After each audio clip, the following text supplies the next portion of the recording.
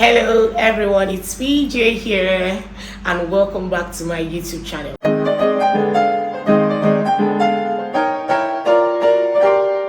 Today I'll be talking about something very dear to me.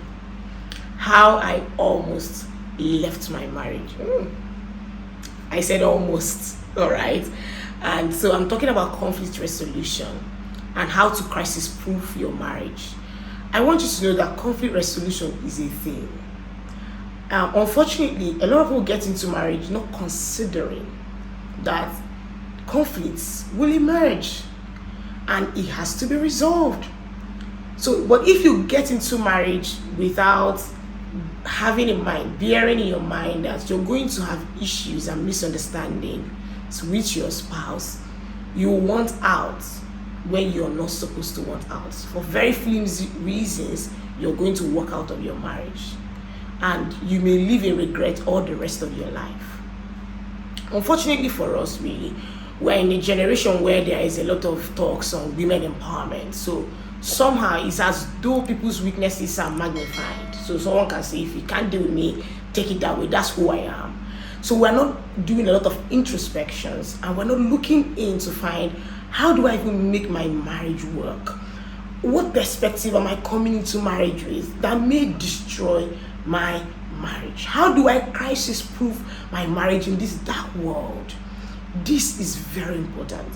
One very important tip I would like to leave with us is that most of the time we forget that the both partners who are coming together are coming from diverse perspectives and backgrounds and cultural exposures. So there are different ways. There are ways where you're different from your spouse. So in conflict resolution, you are trying to find a nexus. So how do we merge these different aspects of our lives to form a unified understanding, unified culture that will drive our home for 70 years, for 80 years? That's a thing. Unfortunately, we spend so much time planning for wedding, planning for how we're going to dress well. And I love it. I love that you have that glamour. But beyond the glamour, you have to factor in conflict resolution. Yes, the way you factor in how to get to the hospital, place to use for maternity, how to get yourself treated, how to have a family doctor. That's how to factor in conflict resolution in marriage. If you don't do this, you're going to have yourself walking out of your marriage. So we have a lot of young people who have not burnt their bridges in marriage and we're having complete crap. So for very flimsy excuses and reasons that you can't even retell when we confront you, that's why you're walking away. So, but that can't continue. Yes, it can continue. We need to sit down and work on our marriages. Great marriages take work, right? If you're going to have a marriage that will work and that will live for decades, you have to sit down and do a lot of work on your marriage. I'll tell you a story. Before now, in the earlier years of our marriage, we used to live with this relative of ours, and of course, particularly relative of my husband. And then he would, an awesome young man, but he started putting up a lot of deviant behaviors. And this is very crazy because sometimes you would send him on errand and he wouldn't be back till 8 p.m. or 9 p.m. And this is crazy. So because my personality is completely different from pastor's personality, I would love that you confront whatever misbehavior that is, seen in marriage immediately. Hey, where are you coming from? How do you? But pastor is not like me. So he would take his time. He would want to correct you with the word of God. He wants to sit you down and have conversation with you. I believe in all that. But I also believe that, you should also punish. As you motivate, it's important that you punish the person. So, but you know what? This very day was after Sunday service. We didn't see him, and he had gone to, go for video game playing and all of that stuff. And he came in around 8 p.m. or 9 p.m. And I was expecting that this had happened for so long and he would be punished or corrected or whatever have you. But guess what? He came back that day, and pastor, in his usual amazing, beautiful self, wouldn't do anything about it and just decided to sit him down and bring the word of God again. I said, no, today. We are not doing the word. You have to spank this young man. And I didn't want to do that myself because I didn't want to get in any loggerheads with in-laws. So I wanted him to do it himself. But he wasn't forthcoming. Guess the stupid act I did the next. I got hold of the car keys and I moved out of the house. This is shameful, right? But this is, even as trivial as it sounds, is weightier than why many people walk out of their homes. I packed and I took the car key, entered the car, vroom, and I drove off. And I drove off, put my blocked him, man. This is funny right now, but it wasn't funny then, and it's shameful at the same time. So I'm not even sharing from a place of pride, trust me. And I walked away, and I was driving, going to lodge somewhere, maybe probably in a hotel or anywhere.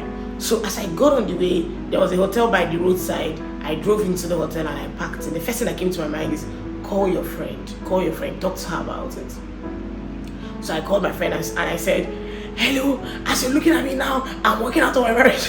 I'm off, I'm going, I'm not going to stay. Look at, and my friend said, calm down, what's going on? Just calm down, we need to have a conversation, calm down. And I narrated the whole story and all of that. She said, I think you've made your point, so relax and then stay wherever you are inside your car for a little while and then move. This was dead in the night, and that was very risky, and I didn't know what I was thinking. And then after a while, I had stayed for a little while, and I came back. Upon my return, I realized that Pastor had, put up some punishments for him, and the young man became remorseful and repentant. Whew, why am I sharing this story? It could have been worse. Many people are turning their backs on their marriages on very flimsy reasons, for very, very flimsy reasons. What if it wasn't my friend who was reasonable that I called? So imagine that you called your bandwagon relationship and friend who believes that a guy, you shouldn't take nonsense, man has come. That means she's going to give a very stupid advice, and that's how your marriage will start to move down the slope. So you see that many marriages are moving down the slope because, not that you shouldn't have misunderstandings, but that you have to surround yourself with people that make sense. So I found out that in conflict resolution, the community that you have is very crucial. Who are you accountable to? Who do you allow in your space? Who is your friend that can speak to you? So if you're some independent young woman and you don't care, you don't listen to anybody, you are very stubborn, your marriage won't last. Oh, and I know you're listening to social media and you're saying you don't care, you're going to care. Because I found out that from counseling, the pain of divorce sometimes is much deeper than the pain of even childbirth or even loss of a loved one. I'm telling you the truth. You have lived with someone for probably a decade, and all of a sudden the person is extracted from your life just like that. The pain is unbearable. You may not be hearing this as a popular opinion, but you need to make sure that if you're leaving your marriage, you're leaving because, why should you even leave? I don't believe there's any marriage that is not redeemable. So the things that saved me, one was that I had a community of human beings that had sense and had values for marriages that should work. Number two, that will save you in these last days from your marriage crashing is that you need to burn your bridges. So if you have been making jest of marriage, you're used to, cracking jokes about divorce, you threaten your spouse, you threaten your partner, I'm going to leave this marriage, I'm leaving this marriage for you. That means you've not burnt your bridges. I know you may think they are jokes, but they are not. You're creating with your words an atmosphere that could ruin your home, and that's not the kind of atmosphere you need to have. Atmosphere strife, no way. So you need to burn your bridges. I remember a story my dad told us where he fought civil war. So because he was recruited to fight for Biafra, so they were fighting against the Nigerian army. So he said this very time they were around the path and they were ambushed already. And they had crossed the bridge and they were ambushed by their opponents. And then the commander did something very striking, because already everybody was afraid. They had known that these guys had surrounded them. Guess what the commander did? He ran. It was a wooden bridge that they passed. He ran immediately to that bridge and set it on fire. Whoa. And everyone was shouting, "What are you doing, sir?" He set it on fire. He said, "We either fight or we die here."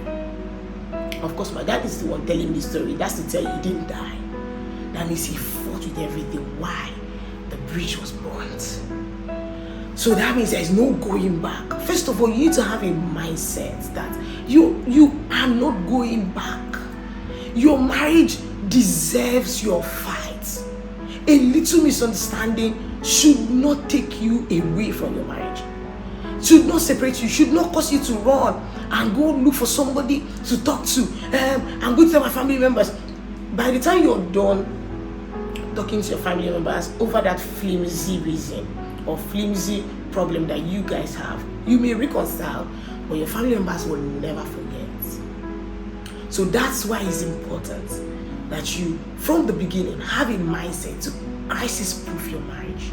I want you today to make up your mind to burn your bridge. Yes, I'm saying that again. Burn your bridges.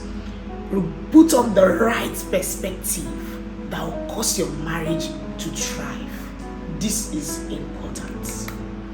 Surround yourself with relationships that really matter. Number 2. Number 3, marriage counseling is important. If you are having issues in your marriage, go and seek counsel. Stop running away. You can't chicken out. Stop that. That's childish. You're no longer a child. Face your fears. Stop running away. Go for marriage counseling. Oh, don't tell me my spouse said you shouldn't call anybody. If you're going to call anybody, you're out of this marriage. Call anyway. Don't enable that. Don't enable him. Don't enable that lifestyle. Call anyway. This is very important. Marriage counseling is a big deal. It's important. Therapy is important. Community of friends that you can be accountable to is important. Yes, burning your bridges. These things are important things that will help your marriage to thrive. My story could have meant something different. It could have ended up differently. I could have run away, started life, and that's what many people are doing for just nonsense. And if you called me back now and say what happened, I wouldn't have even remembered, or I would have been so shameful to share such a trivial issue. People's marriages are breaking because he pressed the toothpaste in another way, and that's not what I'm used to. Maybe in the next video I'm going to do 5 ways I find that I and my husband are completely different, and how we found a nexus in our differences. You need to find that nexus. The first thing you need to note is that you are not born from the same place. Number 2 is that your personalities are different. That's why you even got attracted to each other. For example, for me, I'm a major choleric in my personality, and Pastor is major sanguine, then with phlegm. So you can imagine that disparity. So I want things done in a jugular way. Come on, bring it on. But that's not how he does. That's not how he gets his, things sorted out. So by living together with him, what God is doing for me is that he's learning to slow me. I'm learning to slow down. And Pastor is also learning to move in my pace in some things. And we are finding a middle ground, which is very powerful. Maybe that's what I'm going to do in the next video, to share with you, how you can realize that you are different from your spouse, and how the differences that you share with your spouse shouldn't divide you both, but should bring you both together to have a beautiful union. Have you ever had an issue in your marriage? How did you sort it out? I hope you didn't run away like I did. Please, I want you to share with me how you sorted it out. And I want to hear your comments. I want to hear your views in the comment section. And please remember to like this video and to subscribe to my YouTube channel. So watch out for the next video where I'm going to share 5 ways